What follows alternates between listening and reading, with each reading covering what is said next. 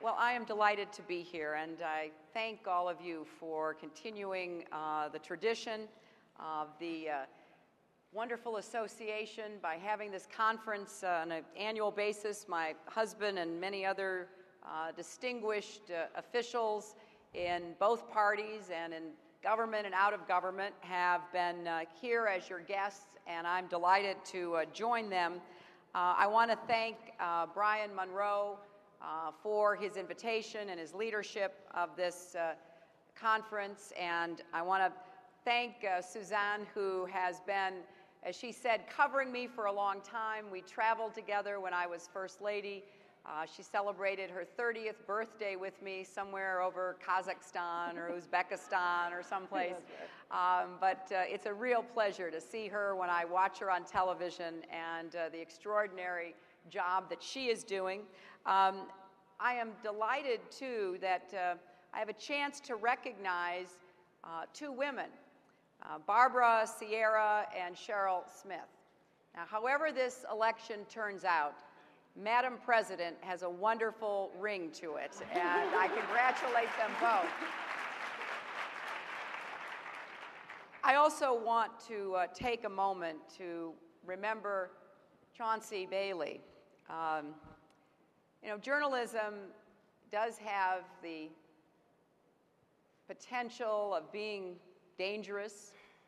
Obviously, no one who's doing his or her job, trying to cover an important story, imagines that they would be executed on a street in our country. But Mr. Bailey really set a high standard, not only as a journalist and an editor, but as a father, a colleague, and a citizen. And our hearts and prayers go out to his family. It was apparently a young man who killed Mr. Bailey, and earlier today we got word that a very young man, a 14-year-old, has been arrested in the murders in Newark over the weekend. There is so much that I would love to talk with you about, so many issues, and I'm sure we will get into them during the questions and answers. But I want to say just a few words before we get into the Q&A about what I consider to be a crisis. It's a crisis of the 1.4 million young men of color between the ages of 16 and 24 who are out of school and out of work, and too often out of hope. That includes nearly 1 out of every 3 young African American men. They're not earning legal wages or learning marketable skills. Many grow up without fathers, wind up in prison, or end up losing their lives or taking lives due to guns and violence. But you already know this because you cover these stories. We all know it. We've been wringing our hands and listening to this exact same conversation with these exact same statistics for years. Well, I reject that conversation. I reject a conversation that paints with a broad brush 1.4 million young men as a threat, as a headache, or as a lost cause. I reject it as a string of disappointments, failures, casualties of a broken system. That's not who they are and is not who they can be.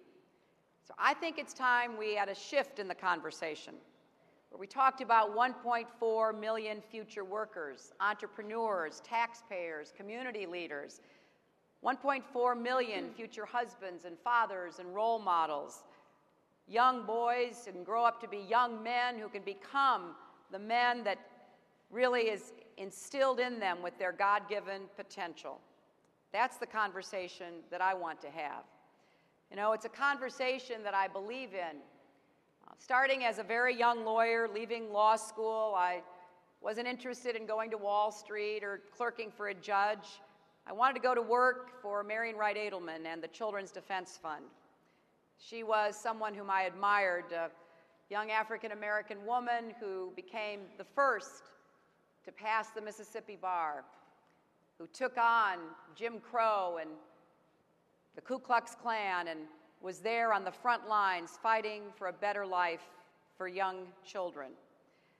And in my 35 years as an advocate for children and families, I've never met a child without potential. But I have looked into the eyes of so many and seen hope literally dying before me. When we write them off, however, when we squander their potential, it's not only a moral crisis, it's an economic crisis as well. And it's not just an urban economic crisis, and it's not only an African-American economic crisis, it is an American economic crisis. We are spending tens of billions of dollars on all of the cleanup work. We are losing tens of billions of dollars in revenues. We're spending money on jails instead of schools. Companies claim they can't find workers when they advertise for jobs because we don't have the skilled employees to fill them. And we continue to write off 1.4 million Americans while other countries are investing in their young people. And we are falling behind. When I'm president, I will call for a national response to this national crisis and a national commitment. We need to ask everyone, what will you do to deal with this crisis in your families, in your neighborhoods, in your churches, in your businesses, in your labor unions, in your civic organizations, at local, state, and federal government levels? Now, I know I don't have a lot of time to go into my youth opportunity agenda. It is part of my continuing belief that it does take a village to raise a child, but I would direct you to my website, www.hillaryclinton.com, for the details, starting in the earliest years where we try to equip families and parents to do the best job they can to get their children ready for school, universal pre-kindergarten, the expansion of Head Start, but other programs that really make the connections for parents between what they can do to help their children and what the tools available to them are. I want to make sure that we have those programs that have been successful in working with young children, like Gear Up and other programs that really have broken the cycle for a lot of youngsters. I was proud to partner up a few years ago with the 100 Black Men in New York to create a charter school, something that I believe in strongly, to have public school choice. And I also believe that in that choice, we need single-sex schools. We have a great school for young women in Harlem, and I asked the 100 Black Men to help me start a school for young men, which we did in the Bronx, the Eagle Academy. One of the conditions was that the 100 Black Men and other adult males would take on the responsibility of mentoring and working with the students, because we know that 70% of all jobs are obtained through connections made on jobs, through friends, through those who know somebody who knows somebody. We have consigned our inner city youth to not having those connections and trying to figure out how to break into a system that is not exactly standing there with open arms.